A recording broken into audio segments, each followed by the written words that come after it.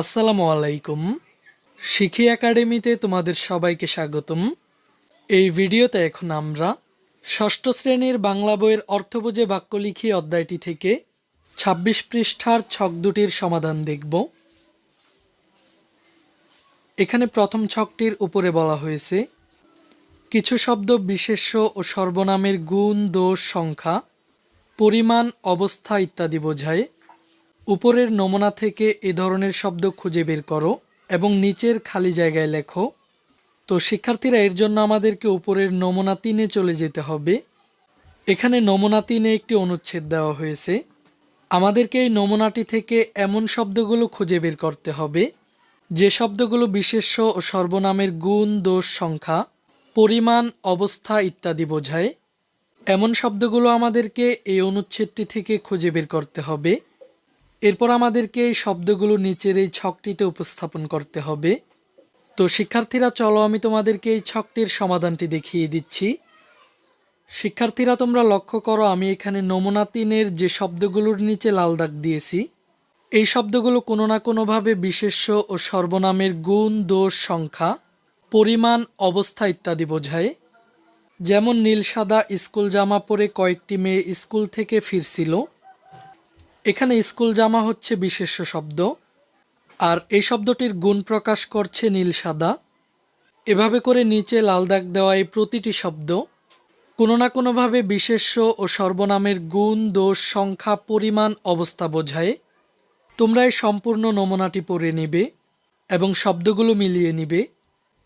এখান থেকে আমরা যে শব্দগুলো পেলাম, এগুলো হলো নীল সাদা, মেঠো, সবুজ, সুন্দর, নীল, সাদা, উড়ন্ত, বড়, টলটলে, অনেক, প্রচুর, বয়স্ক, পুরনো, কম বেশি, ভালো। লেখা শেষ হলে তোমার বন্ধুদের সাথে মিলিয়ে নাও। তাদের সাথে উত্তরের পার্থক্য হলে তা নিয়ে আলোচনা করো। শিক্ষার্থীরা, অবশ্যই তোমরা এই শব্দগুলো তোমার বন্ধুদের সাথে মিলিয়ে নিবে এবং পার্থক্য থাকলে তা নিয়ে আলোচনা করবে। এবার চলো আমরা পরবর্তী কাজটি দেখে নিই। এবার আমরা দেখে নিব বিশেষণ কাকে বলে।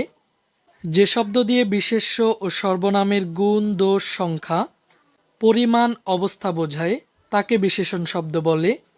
যেমন লাল ফুল, ভালো কথা, 10 টাকা, লক্ষ জনতা, টাটকা সবজি। এখানে দাগ দেওয়া শব্দগুলো বিশেষণ।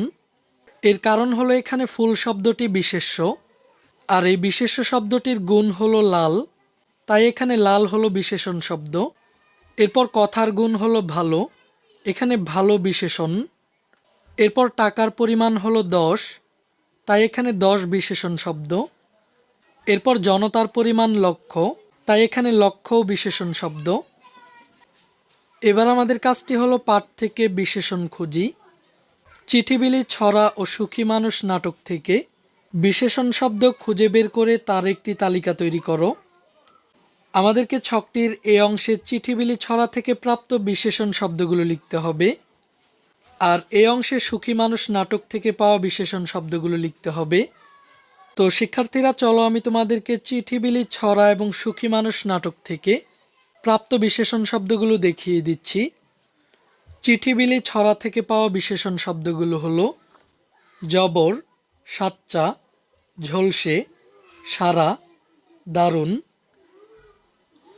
এরপর সুখী মানুষ নাটক থেকে পাওয়া বিশেষণ শব্দগুলো হলো বিশ্বাসী, ভালো, উজাড়, কঠিন, ধনী, আজেবাজে, রোগী, মূর্খ, মামাতো, নিষ্ঠুর, শান্ত, মিথ্যা, সুখী, হাড়মর্মর, সোজা, অসুখী, হাজার, ছোট, তাজ্জব, বড়, পেটুক, চুপ, দুঃখী, সারা, খেয়ে দে, একলা, প্রাণখোলা, সত্যি, মস্ত, খুব এবং সবশেষ শব্দটি হলো মিছে। শিক্ষার্থীরা, তোমরা এই শব্দগুলো তোমাদের বইয়ের ছকটিতে লিখে নিবে। এই ক্লাসে এই পর্যন্তই। পরবর্তী ক্লাসে আমরা ২৭ পৃষ্ঠার কাজগুলোর সমাধান দেখব। এই ক্লাসটি তোমাদের কাছে কেমন লেগেছে তা আমাকে কমেন্ট করে জানিয়ে দাও। আর আমাদের চ্যানেলে নতুন হয়ে থাকলে চ্যানেলটিকে এখনই সাবস্ক্রাইব করে রাখো।